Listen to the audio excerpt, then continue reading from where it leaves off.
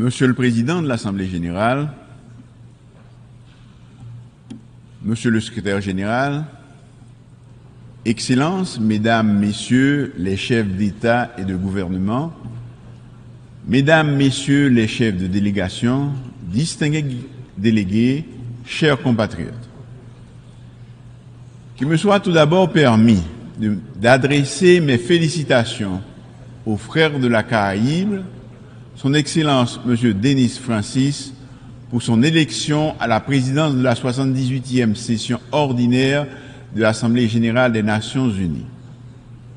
Je saisis l'occasion pour redire au secrétaire général Antonio Gutiérrez toute la gratitude du peuple haïtien qui a apprécié à sa juste valeur sa récente visite au pays et son soutien indéfectible à la démarche d'Haïti auprès du Conseil de sécurité pour l'obtention d'un soutien robuste à la police nationale d'Haïti. Monsieur le Président, je me félicite du thème choisi pour guider nos interventions au cours de cette session. Rétablir la confiance et raviver la solidarité mondiale, accélérer l'action menée pour réaliser le programme 2030 et ses objectifs de développement durable en faveur de la paix, de la prospérité, du progrès et de la durabilité pour tout le monde. Il nous incombe d'examiner et de proposer des solutions aux principaux défis mondiaux susceptibles de faire progresser la paix, la sécurité et le développement durable. En effet, il est difficile de concevoir le développement sans la paix et la sécurité. Il faut faire preuve de solidarité et de détermination pour relever ces défis.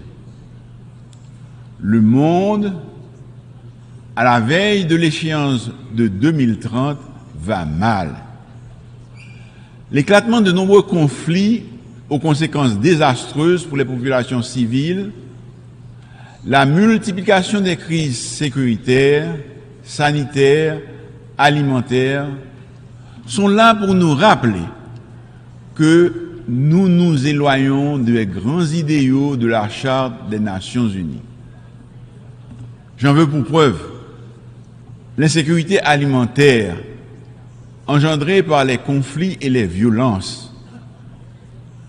Le rapport mondial 2023 sur les crises alimentaires indique que 258 millions de personnes étaient en situation d'insécurité alimentaire aiguë et avaient besoin d'une aide alimentaire d'urgence en 2022. C'est pourquoi mon pays avait pris part au débat public de haut niveau sur la famine et l'insécurité alimentaire mondiale provoquée par les conflits, qui a été organisé au mois d'août dernier par le Conseil de sécurité pour tirer la sonnette d'alarme. L'économie mondiale, depuis la crise du Covid-19, se trouve dans une situation de stagnation. L'inflation frappe de nombreuses économies et les perspectives de croissance ne sont pas encourageantes. Monsieur le Président, cette situation n'est pas sans conséquence sur les pays les moins avancés, notamment Haïti, qui doit constamment faire face à la volatilité des prix et à une terrible crise aggravée par la détérioration de la situation sécuritaire du pays. Il convient également de mentionner dans ce décor inquiétant les changements climatiques qui représentent pour les petits États insulaires comme Haïti un danger permanent, les mettant à rude épreuve. Au passage de chaque ouragan, les économies de la région Caraïbe subissent des pertes énormes qui remettent en question des avancées significatives enregistrées sur le plan socio-économique et politique par la destruction des infrastructures économiques, éducatives, sanitaires et énergétique.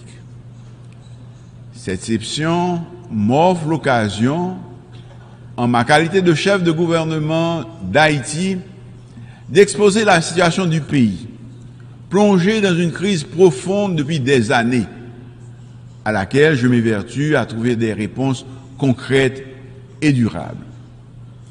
C'est une crise structurelle et multidimensionnelle qui a impacté nos institutions et qui empêche le développement économique et le progrès social. Elle a atteint aujourd'hui sa phase critique avec la dégradation de la situation sécuritaire, où la population subit quotidiennement les attaques violentes des gangs armés qui contrôlent plusieurs quartiers de la capitale et de certaines villes de province. Ils assassinent, incendient, pillent, violent, violentent, avec une rare cruauté.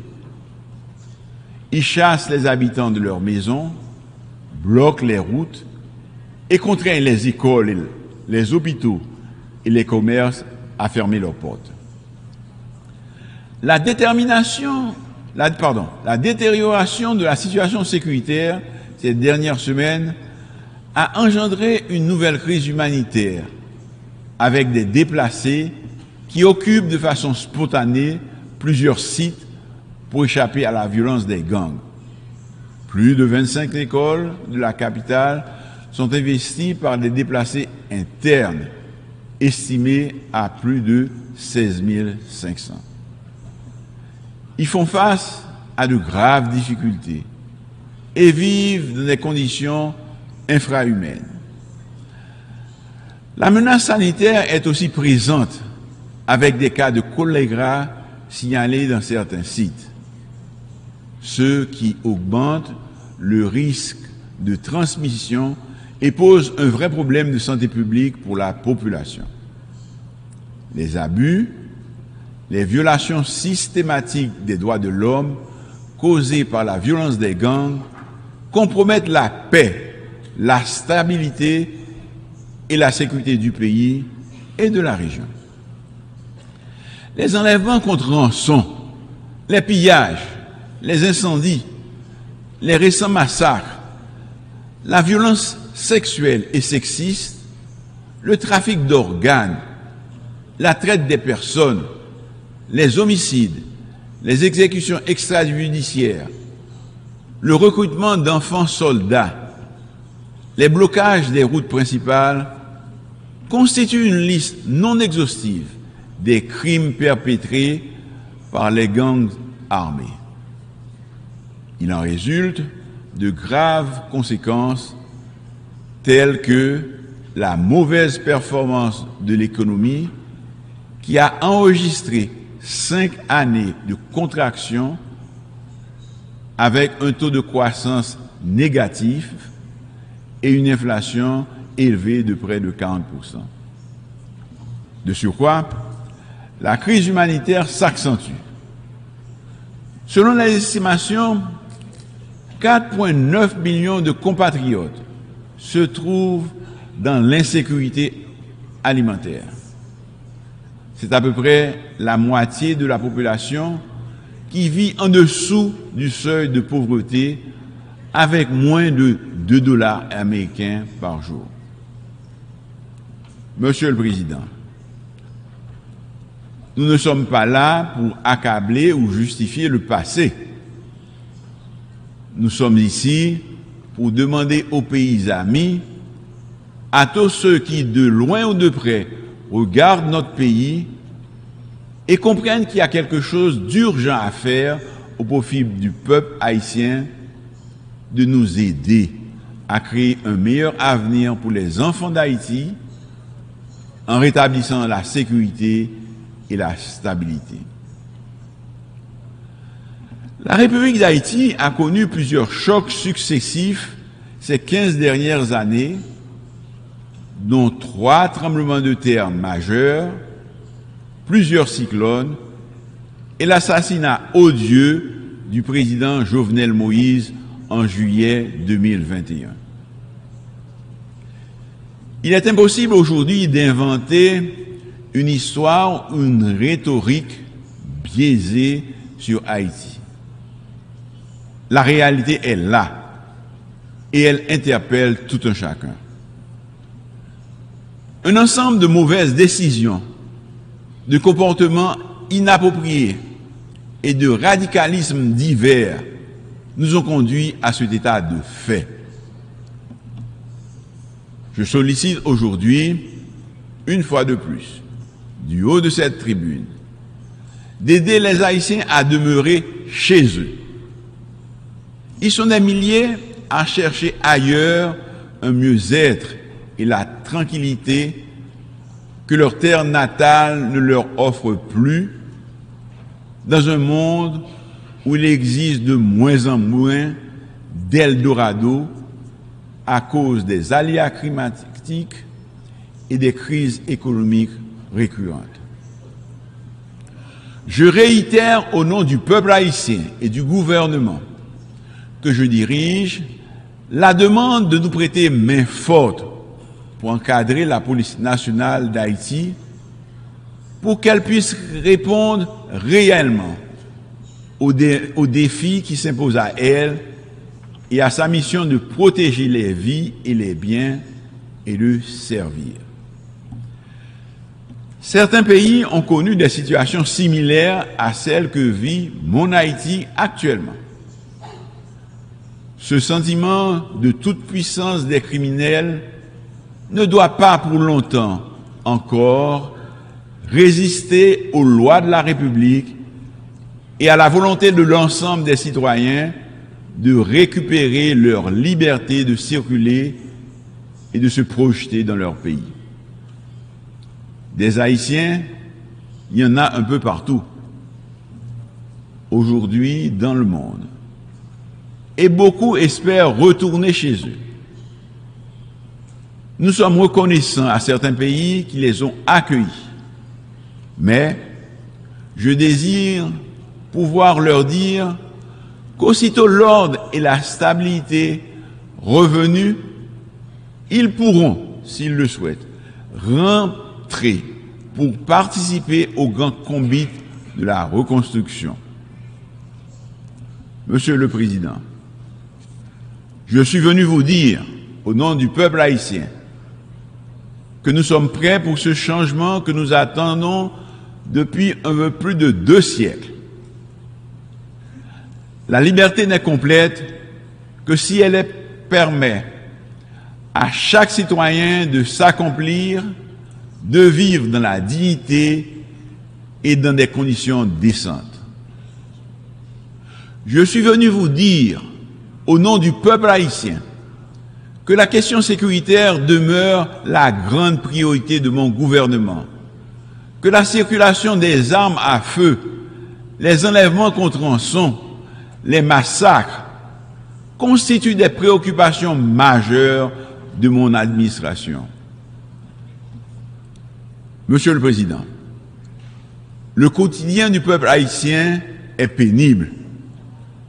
C'est pourquoi le Conseil de sécurité, qui dispose du pouvoir et de la compétence nécessaires en vertu du chapitre 7 de la Charte, doit agir en urgence en autorisant le déploiement d'une mission multinationale de soutien à la sécurité à composante policière et militaire pour aider la police nationale d'Haïti à combattre les gangs et rétablir l'ordre. L'emploi de la force comme première étape demeure indispensable pour créer un environnement propice au bon fonctionnement de l'État. C'est un préalable nécessaire, mais non suffisant. Le développement socio-économique doit être pris en compte pour s'attaquer durablement à l'extrême pauvreté, source de tous nos maux. Les inégalités sociales et la très mauvaise répartition de la richesse nationale ont creusé un écart énorme entre les masses populaires nécessiteuses et la minorité possédant qui contrôle 90% des richesses du pays.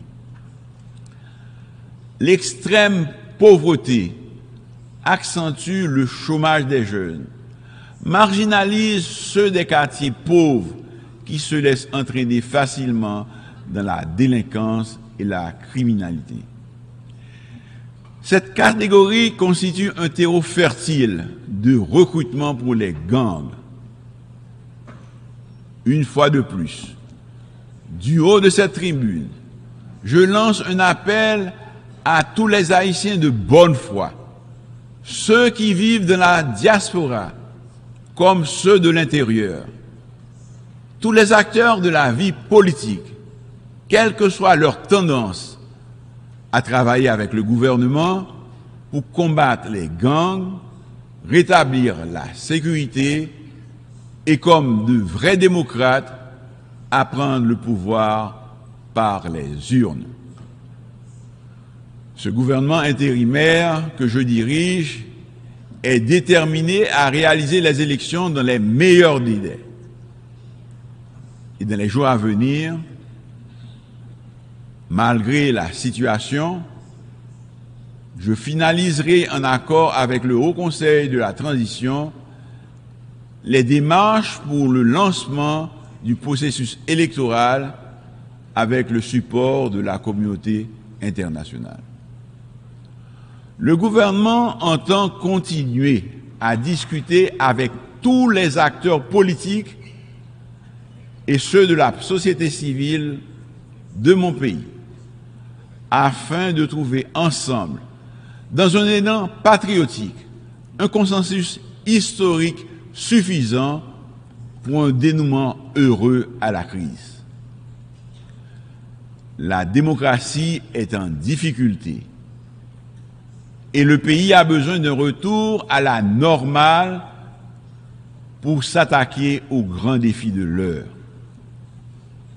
Je souhaite également la participation significative des femmes et des jeunes de la société civile et de tous les acteurs concernés à l'effort commun pour le redressement d'Haïti. Seul un gouvernement légitime, issu d'élections libres, honnêtes, démocratiques et transparentes, pourrait s'atteler à la tâche de la refondation territoriale, économique, sociale et institutionnelle. Monsieur le Président,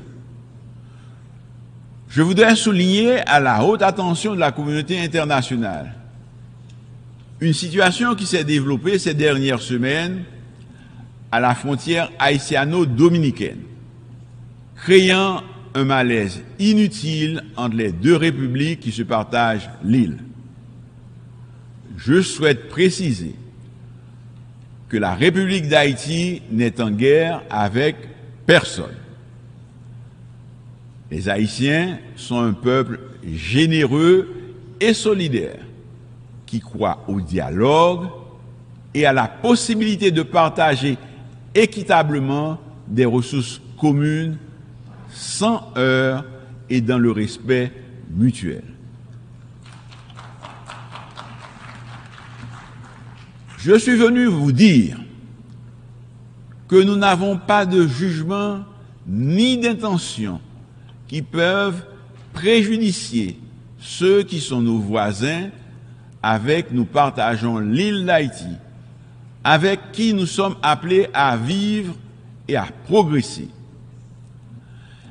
L'histoire nous rappelle chaque jour que la violence entre pays frères ne peut entraîner que des regrets et nous laisser des amertumes qui se transmettent de génération en génération. Je suis venu vous dire et surtout vous transmettre le message du peuple haïtien dans son ensemble. La rivière qu'on appelle la rivière Massacre, une trop grande scène de friction historique et actuelle entre la République d'Haïti et la République dominicaine nous invite à faire nôtre et à faire de notre mieux pour ne pas réveiller les vieux démons, ressusciter d'anciennes blessures, ni en causer d'autres. Haïti réaffirme son droit souverain du peuple haïtien d'utiliser les ressources hydriques binationales comme le fait la République dominicaine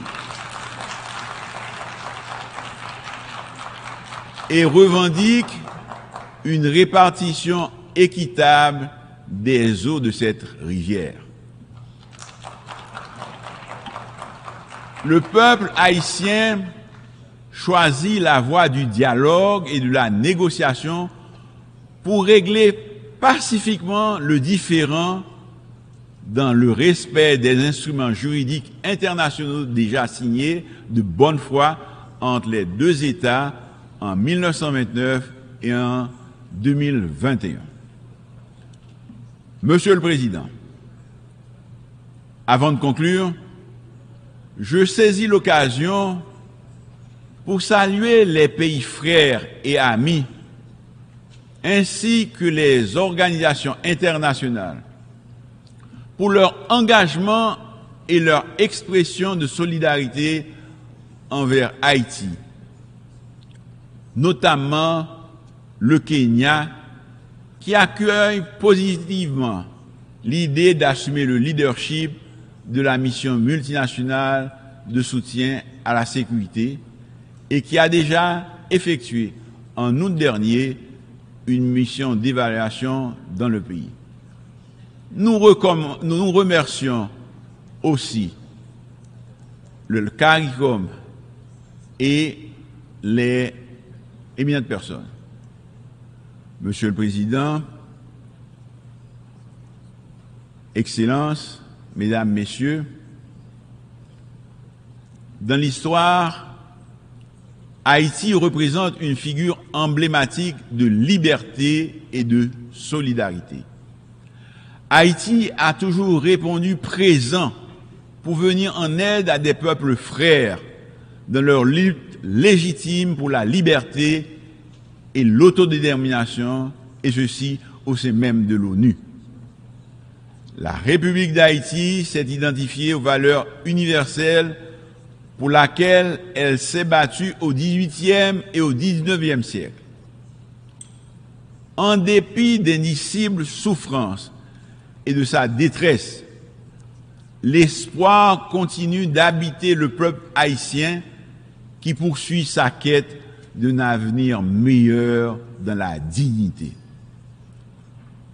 Le peuple haïtien, de la même manière qu'il a étonné le monde en 1804, changeant radicalement son statut d'esclave en homme libre, peut encore et veut redessiner son destin.